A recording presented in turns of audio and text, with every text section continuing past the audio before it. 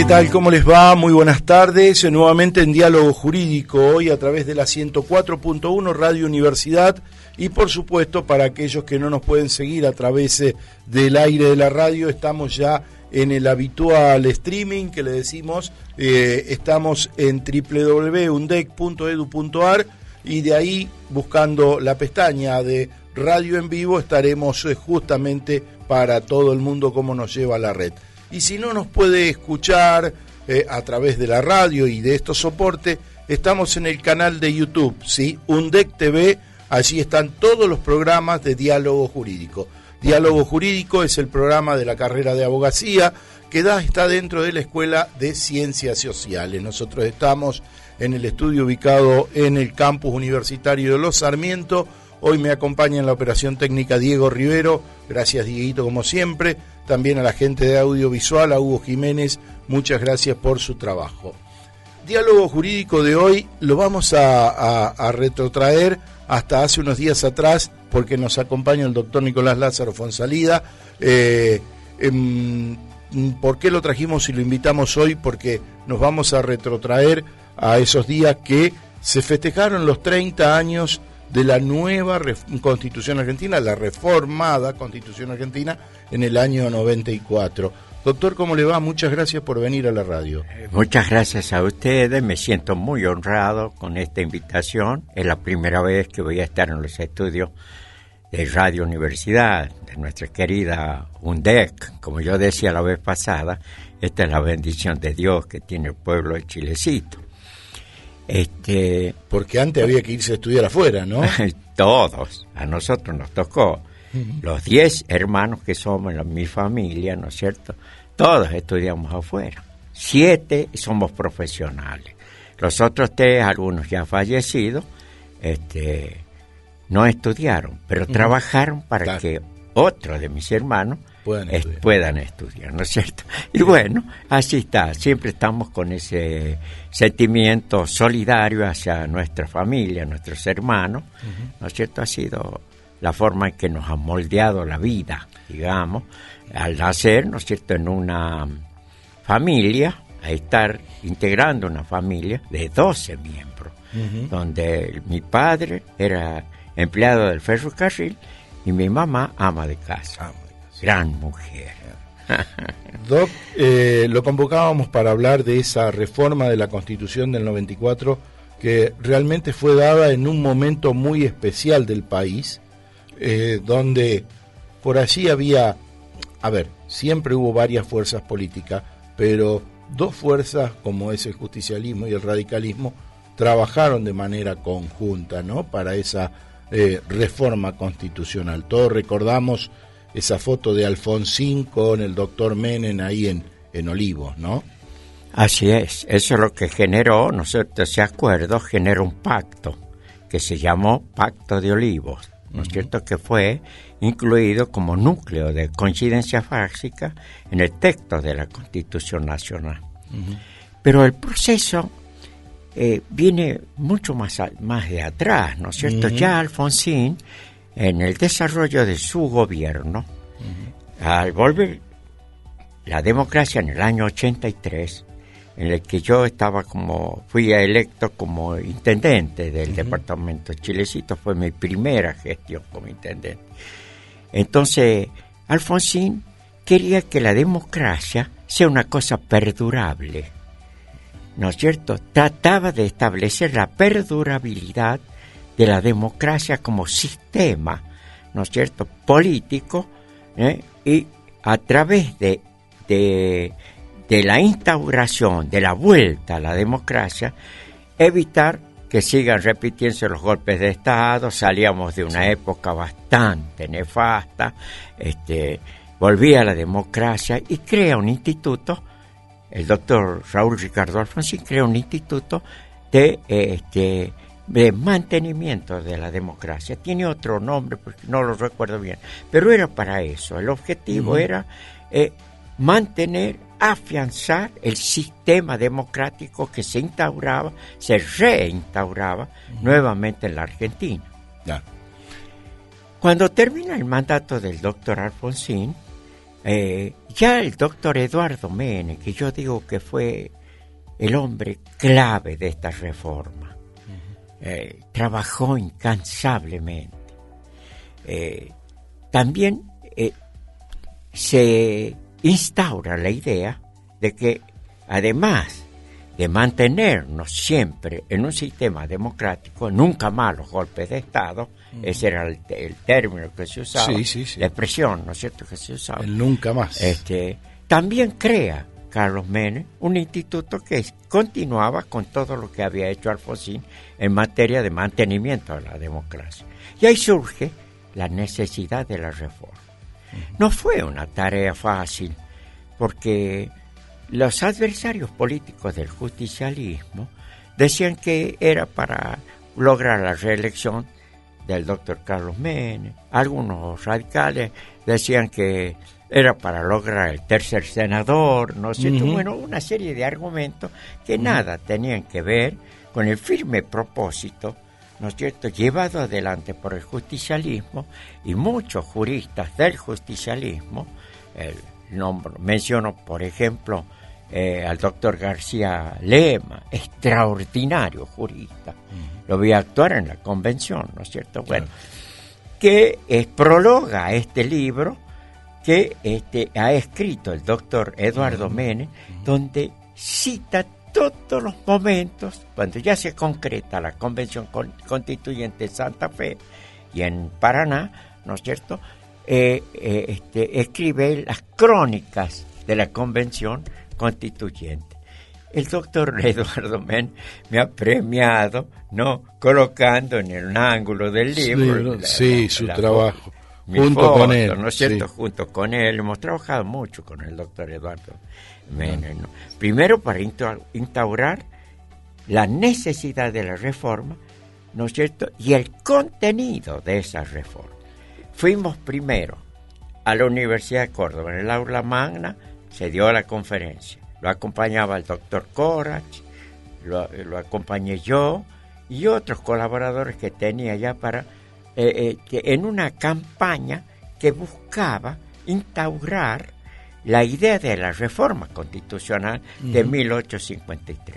Claro. Pero que no fue un cambio, digamos, total, porque la Constitución de 1853 es como si se hubiera ensamblado en la Constitución del 94. Claro. No es nada distinto, porque, por ejemplo, las normas pétreas que estaban en la Constitución de 1853 pasan a integrar el texto de la Constitución, claro, la nueva Constitución, la de 1994. Entonces fue como un ensamble, no una cosa distinta, claro, ¿no es cierto? Y hubo una continuidad histórica con todas las libertades, hay tantas cosas y derechos que se reconocen en ese capítulo de la Constitución de 1994, junto con la de 1853. Ahí nacen otros institutos, por ejemplo, recordamos Defensoría del Pueblo, ya el voto fue directo de los ciudadanos al candidato, antes iba a un colegio electoral, ¿no? Exactamente. Y cuando sale la ley que declara la necesidad y el contenido de la reforma, la 26.309, 24.309, ese es el número de la ley que llama, ¿no es cierto?, que declara la necesidad de la reforma, el contenido de la reforma, y llama a una convención constituyente que debía, dice el lugar y todas esas cosas, todo un proceso que no fue redactar un texto, fue todo un proceso que donde primero tuvimos que ir a San Juan, a Córdoba, a Catamarca, a Santiago del Estero, a el Chaco también, que fue una de las últimas lugares donde yo lo acompañé, el doctor Eduardo Menem. O sea que iba sabiendo más o menos todo lo que estaba pasando, claro, hasta que llega el momento de la sanción de la ley. La estrategia, una táctica política, fue que la ley se sancione primero, porque tenía que salir con la sanción de las dos cámaras. Claro. ¿no es cierto? Senadores y diputados. Claro. Entonces, que comiencen senadores y que una vez sancionada en senadores pase a diputados. Bueno, todas son estrategias políticas, ¿no es cierto? De la inteligencia política, donde el doctor Eduardo Menem descollaba por su sabiduría, por su vehemencia, para conseguir esta reforma que le consideraba lo más necesario, y el gran legado que nos deja este riojano, ¿no? Un riojano ilustre. Nosotros estando también yo desempeñándome como diputado en la Cámara de Diputados de La Rioja, tuvimos la iniciativa de declararlo ciudadano ilustre de La Rioja, claro, por tanto bien que le ha hecho al país con la sanción de la nueva Constitución. Doctor, uno busca, y usted lo dijo recién, se buscaba la reelección de Carlos Menem. Está bien, eso estaba pero en el núcleo. Estaba en el núcleo, pero se achicó el mandato presidencial de 6 a 4 años. Exactamente, con una sola reelección. Exactamente. Eso fue importante también. Claro, pero digamos... Porque por ahí se decía para que se perpetúe en el poder. Veamos y no qué resultado buscaba también, ¿no es cierto? El doctor Carlos Saúl Menem, a la sazón, el presidente de la nación. Claro. ¿No es cierto? Bueno, se hicieron una serie de concesiones, como la autonomía de la capital federal, que iba en el núcleo. Claro. ¿No? Iba en el núcleo. Perfecto. Bueno, se hace el Pacto de Olivos. Y allí se pone una cláusula, ¿no?, donde se cambia la duración del mandato presidencial, se lo baja a 4 años con reelección por un solo periodo de 4 años más. ¿No es cierto? Carlos Menem tenía 6 años, iba a tener 6 años. Claro. ¿No es cierto? Entonces, en el núcleo se estableció una cláusula para ser aceptada por todos, ¿no es cierto?, que decía que el presidente actual podía ir a una reelección, pero únicamente, por única vez, de 4 años, sin reelección. Claro. Sin luego otra reelección, ¿no es cierto? Claro. Estaba bien, más o menos encajaba. Era un pacto político, ¿no? Yo sentí una vez, mire, y esta frase se la dije al doctor Beder Herrera, un día, que le digo, che, Beder, tendríamos que ver si hay alguna posibilidad de reelección. No, me dice, no creo. Mira, yo te voy a repetir una frase de los Juárez, que estuvieron 40 años en el poder. Claro, ya en otra provincia. Se lo dije, ¿sabe dónde? En la estancia de Vigo. Ahí fuimos a comer un asado una vez, qué sé yo. Yo lo acompañé, le digo, mira, los Juárez decían, todo lo que es posible políticamente es posible jurídicamente. Escucha, me dice, es para pensarlo, me dice así. No pasó nada después, ¿no es cierto? Claro, los Juárez tuvieron 40 años en el poder. Claro. Le digo, lo único que tenés que hacer vos es no echarle prostitutas muertas a los leones, claro. En el zoológico.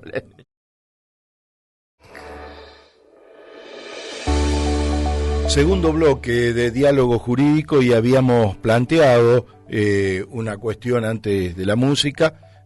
Doctor, ese pacto que se dio, que terminó en el Pacto de Olivo, en estos tiempos, ante alguna situación, sabemos que la Constitución ya no es necesaria reformarla, pero un pacto para seguir estando en este periodo de democracia, ¿sería posible, viendo la atomización que hay de la fuerza política? Yo digo que siempre en derecho nada es imposible. Los acuerdos políticos traen también acuerdos jurídicos o textos de leyes que regulan ciertas situaciones que son objetos de un pacto, ¿no es cierto? Pacto que siempre es político. El acuerdo que se pueda dar con todas las fuerzas políticas que digamos están presentes en este momento, en la actualidad en la Argentina, ojalá se llegue a un acuerdo, que todos los argentinos, ¿no es cierto?, podamos convivir armónicamente. Yo no creo que pensar en la gente, pensar en la patria, en fin, todas los postulados que tiene la idea política que yo profeso, que es el justicialismo, ¿no es cierto? No creo que sea imposible llegar a un acuerdo. Tampoco creo que se pueda llegar al extremo de soslayar completamente al Estado. El Estado tiene que estar presente. Siempre es necesario el Estado en la organización que tenemos nosotros, sobre todo la organización del sistema republicano, con las 3 funciones en el Estado, ¿no es cierto? La legislativa, la ejecutiva, la legislativa y la judicial. 3 poderes que tienen interrelación también y que son con quienes se puede desarrollar actividades de todo tipo, especialmente la de la educación, la salud, que son 2 temas fundamentales. El Estado no puede dejar en manos privadas únicamente, tiene que estar presente. Es mi concepto, pues cualquiera puede decir que estoy equivocado, ¿no es cierto? Y yo creo que tal vez sea necesario que al final lleguemos al gran acuerdo nacional que se intentó muchas veces en la Argentina, pero que no se logró al final. Hubo muchos intentos de acuerdos, ¿no es cierto?, de toda la fuerza política que no se pudieron concretar. Pero no creo que esa posibilidad esté agotada. Siempre hay que tratar de encontrar, de entendernos, de encontrar la fórmula de negociación, de entendimiento, como para que podamos hacer que este país sea lo mejor para vivir en él, la convivencia democrática sea una realidad tangible, visible, que podamos tenerla presente siempre en esta querida patria que es la República Argentina. Doctor, usted ha traído mucho material, hermosas crónicas de la Convención Constituyente del 94 y también trajo la nueva Constitución de la provincia de La Rioja, la reformada de la Constitución. Usted estuvo en las anteriores, ¿no? Exactamente. A mí, yo en el año 86, que fue la Convención Constituyente, que se llamó esa convención, con las 2/3 de la ley dictada por la legislatura, cumpliendo todo lo que dice la Constitución, la anterior Constitución. En esa convención yo fui el vicepresidente primero. El presidente de la convención fue el doctor Tulián. Ese abogado que venía de Rosario, pero era oriundo, era un riojano, oriundo de Ulapes, extraordinariamente brillante, muy bien, muy peronista también, pero le digo una cosa, el criterio que imperó en esa reforma, que era nada menos que reformarle a la Constitución que había hecho Joaquín B. González, con la perdurabilidad que tenían los criterios y conceptos que se contenían en los distintos artículos, en los títulos, capítulos y artículos que tenía esa Constitución nacional, Constitución provincial, perdón. Entonces había que pensar muy bien en ese tema de la reforma. Se eligieron los constituyentes por Chilecito, por el justicialismo. Fui yo, el doctor Salazar, burro adelante, que no se espante, el doctor Salazar, el doctor Juan Carlos Pagotto, ¿no es cierto? Y por el radicalismo iba, recuerdo que iba el doctor Mario Pagotto, de destacada actuación en la convención de 1986. Tuvo una participación intensa. Él, junto a otros radicales, para mí prominentes, como el doctor Bóveda, extraordinario maestro, o el doctor Douglas Rincón, y todos los demás que estuvieron, ¿no es cierto?, entre los 50 constituyentes que reformamos, sacamos la reforma constitucional o la nueva constitución de La Rioja en el año 1986, donde ya en el tema que más interesaba a Chilecito, que era el régimen municipal, se establece que los municipios tenían autonomía y que esa autonomía venía del pueblo y que el pueblo se tenía que expresar en una convención constituyente constituida o integrada por convencionales constituyentes municipales que eran elegidos directamente por el pueblo, en la misma cantidad de la que tenía el Consejo Deliberante. Una cosa nueva para Chilecito, ¿no? Se eligen los convencionales constituyentes, ahí hubo muchos que se destacaron. Entre ellos, por ejemplo, del lado nuestro, Ramón Normando Alcaraz, nuestro querido Focho Campos, ¿no es cierto? Bueno, había varios que estaban ahí, el doctor Salazar, que también integró esa convención, que saca la Carta Orgánica Municipal. Ahí está la Carta Orgánica. Bueno, esto tiene una historia particular en la que me tocó actuar a mí, ¿no? Faltaban 11 días para que se cierre el plazo en la convención, que ya estaba funcionando, para presentar proyectos integrales de Carta Orgánica. ¿Qué pasaba en el seno de la Convención Constituyente Municipal? El doctor Mario Pagotto ya había presentado, fruto de su autoría, ¿no es cierto?, un proyecto integral de Carta Orgánica. Y nosotros, los justicialistas, que éramos mayoría en esa convención, no habíamos presentado nada.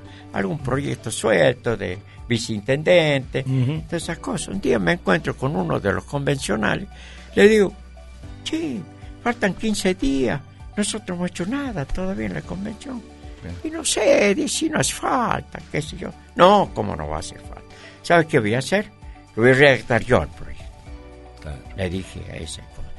Consulto con Focho, con Chichi, con otros convencionales, con el mismo doctor Salazar, y le digo, yo voy a hacerlo al proyecto. Voy a hacer mucho derecho comparado, pero lo voy a preparar. Puede hacer que ustedes lo defiendan en la convención. Y así preparamos en 9 días un proyecto integral de Carta Orgánica junto con Alfonso Daniel Ocampo, ¿no? Alias el Focho, que tanto lo queríamos, que era nuestro maestro de ceremonia en todos los actos. Sí, señor, sí. Preparamos en ese tiempo la Carta Orgánica Municipal de Chilecito. ¿Qué Carta Orgánica nos sirvió de ejemplo? ¿No? La Carta Orgánica de San Martín de los Andes, que es una ciudad parecida a Chilecito, en el sur, que tiene un cerro en el sur, ¿sí? Claro. Que tiene un cerro parecido al Famatina. Hay una serie de cosas que yo veía que se legislaban esa carta, lo que nosotros necesitamos legislar acá en Chilecito. Claro. Cambiando nombre, corrigiendo artículos, fuimos sacando la Carta Orgánica de Chilecito. Me tocó entonces a mí ese honor de redactarla, ¿no es cierto?, junto con Ocampo. Y fue presentada, bueno, también participaba el Chichi Alcaraz, ¿no?, que era a la sazón era mi secretario de gobierno, ¿no es cierto? Tiempo, ¿sí? Gran secretario. Organizó muy bien la secretaría y pudo funcionar el municipio con mucho efecto positivo, ¿no es cierto? Bueno, terminamos el proyecto con carátula y todo, faltando media hora para la presentación del proyecto integral. Y fue presentado este proyecto que tenemos acá, que fue sancionado por la Convención Constituyente de Chile. ¿Yo qué hice? Me fui a Buenos Aires, lo hablé al doctor Eduardo Menem. Le digo, doctor, necesito que el doctor Dromi, que él había tenido mucha participación en el anteproyecto de la Constitución de 1986. De La Rioja. De La Rioja. Entonces me dice, bueno, yo se lo hablo a Dromi, vaya y llévele la Carta Orgánica a Dromi. Y bueno, fui y le llevé. ¿No? Le llevo la Carta Orgánica, me corrigió 2 artículos, nada más. Dice, está muy bien esta carta. Preséntenla con toda confianza. Corrigen estos 2 artículos que no tiene sentido que los ponga. Doctor, ¿y por qué hace hincapié en la reforma de la Constitución de la provincia de La Rioja y en la Carta Orgánica? Porque esta Constitución nueva lleva nuevamente a los departamentos que armen una Carta Orgánica. Bueno, escúcheme. ¿Para qué me sirvió mi participación en la Convención Constituyente del 86, la provincial? Sí. La redacción de la Carta Orgánica, el tema de la autonomía municipal. Yo presenté en la Convención Constituyente de Santa Fe de 1994 13 proyectos.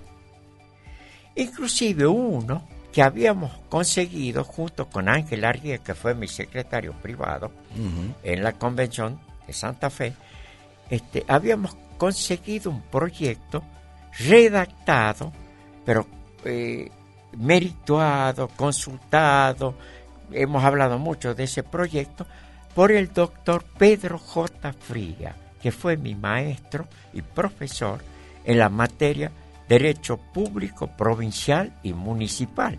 Mire usted. Que era en la Universidad de Córdoba. De Ángel Arguía en Córdoba. Claro, sí. Claro. Ya falleció el doctor Pedro J. Un gran maestro, extraordinario, ¿no? Que él leyó la Carta Orgánica y me corrigió 2 artículos. Claro. Bueno, Doc, yo le agradezco que se haya llegado a los estudios de la universidad para ir sabiendo un poquito de estas constituciones que tenemos, la nueva de la 94, que hace 30 años, esta constitución de la provincia de La Rioja y ya la futura Carta Orgánica Municipal. Yo creo que dentro de muy poquito tiempo la vamos a poder tener. Exactamente, sí, tenemos que llamar a convención. Ya se habla en la constitución nueva de la provincia, ya se está hablando de Estado municipal. Bien. A partir de esa expresión jurídica, Estado, ya estamos hablando de la división tripartita, ya estamos hablando del sistema republicano, ya estamos diciendo que el municipio es autónomo. Entonces eso me llena a mí de satisfacción. He leído la Constitución, sobre todo la presentación que hace nuestro gobernador Ricardo Clemente Quintela, donde expresa todo lo que se busca con esta nueva Constitución. Es lo más moderno que tenemos. Así. La debemos cumplir tanto los gobernantes como los gobernados. Tenemos el derecho al agua, el derecho a la energía y el derecho a la conectividad. Sí. Un derecho, prácticamente un derecho humano, ¿no es cierto? Que adquiere esa jerarquía constitucional y es lo que va a hacer que nosotros, los riojanos, podamos ir adelante en toda esta vida institucional en el marco del sistema democrático. Nunca más el golpe de Estado. Muchísimas gracias, el doctor Nicolás Lázaro Fonsalida, hoy con el tema de la reforma constitucional y nos hemos podido explayar durante este diálogo jurídico. Agradecemos a Diego Rivero en la operación técnica, Hugo Jiménez en cámara edición, a la Escuela de Abogacía que tiene como directora a la doctora Norma González Ribot. Nosotros nos despedimos, el jueves se reitera este programa nuevamente a través de la 104.1 de 19 a 19:30. ¿Algo más, doctor? Una última Ahí cosita, está, ¿no sí. es cierto? Para una próxima charla, entrevista claro que sí. o charla, ¿no es cierto? Falta que analicemos muchos aspectos de la Constitución del 94. Bien. Cómo esos aspectos, esos contenidos de esa Constitución se reflejan ya desde el año 86 en nuestra provincia. Bien. Esa convención creó la bandera de La Rioja. Le quiero decir esto. La bandera de La Rioja no está en la creación que hace la convención de 1986, no se enarbola en un mástil. ¿Saben qué es? En una lanza.